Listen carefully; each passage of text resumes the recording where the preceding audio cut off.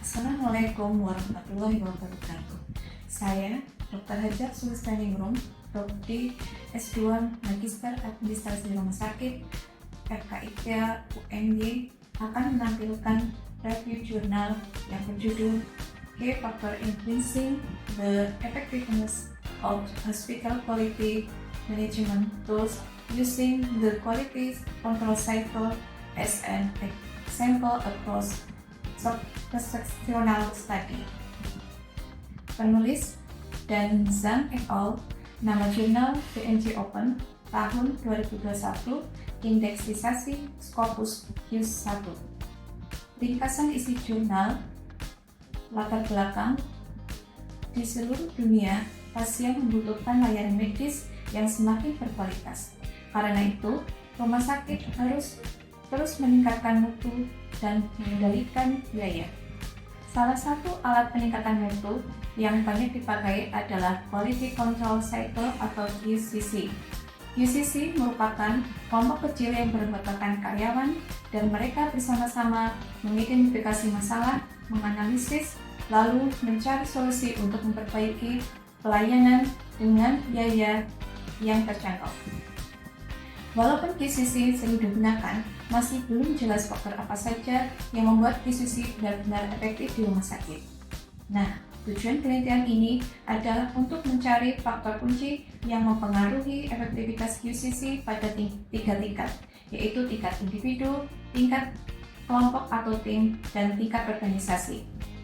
Metode penelitian ini menggunakan metode cross-seksional. Data dikumpulkan melalui kuesioner pada saat kompetisi QCC nasional di Shandong, China pada tahun 2018. Terdapat 1.500 kuesioner disebar dan 1.181 kuesioner valid dianalisis. Analisis data menggunakan regresi stepwise dan regresi hierarkis untuk mencari faktor yang paling berpengaruh. Hasil penelitiannya sangat menarik. Pertama, efektivitas QCC dipengaruhi 3 faktor, yaitu faktor individu, faktor grup, dan faktor organisasi. Kedua, faktor individu adalah yang paling besar pengaruhnya. Artinya, keberhasilan QCC sangat bergantung pada anggota timnya dan bukan hanya sistem atau struktur manajemen. Kemudian yang ketiga, di tingkat individu, faktor paling kuat adalah utility perception atau persepsi manfaat. Jika anggota tim merasa QCC membantu pekerjaan mereka, mengurangi kesalahan, dan mempermudah akses dan proses, maka QCC akan berjalan secara efektif.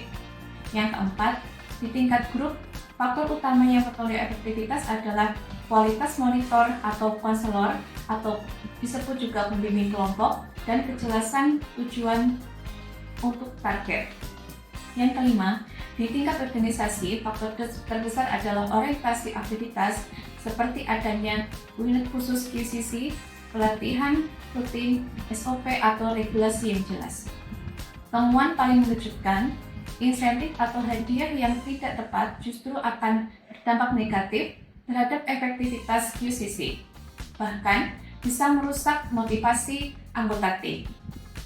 Kesimpulan dari penelitian ini, untuk membuat QCC yang efektif, rumah sakit harus membangun persepsi manfaat bagi para anggotanya yang disebut utility perception.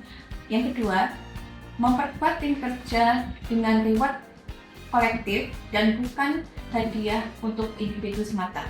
Yang ketiga, menyediakan individu berupa struktur pendukung dari manajemen ataupun pimpinan.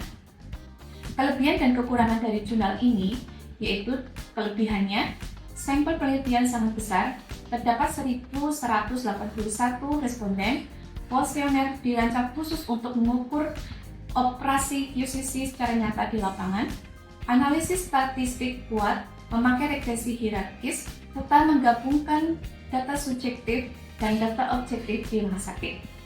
Kekurangan dari penelitian ini, responden berasal dari kompetisi QCC nasional yang kemungkinan mereka adalah tim terbaik dan pengalaman.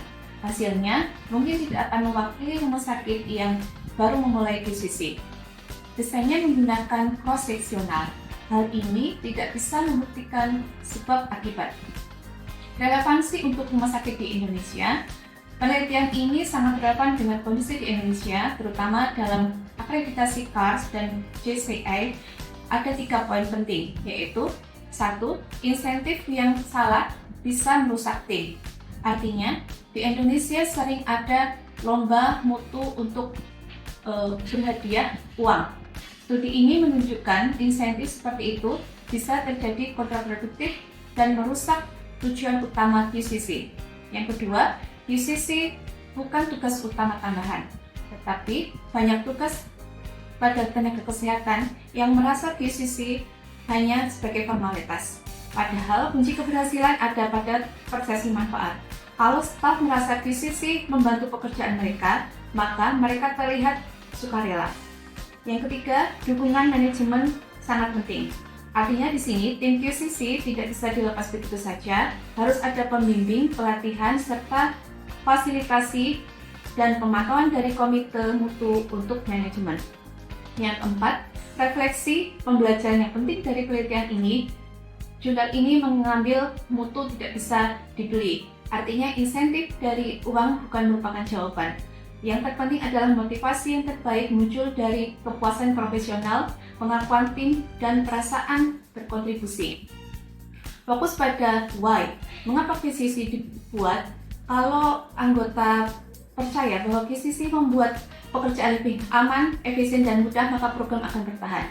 Butuh keseimbangan bottom up and bottom down. Staf yang menjalankan perbaikan, manajemen, dan pendukung, serta memfasilitasi. Demikianlah video review jurnal kali ini yang bisa saya sampaikan. Semoga bermanfaat. Wabillahi taufiq wal hidayah. Assalamualaikum warahmatullahi wabarakatuh.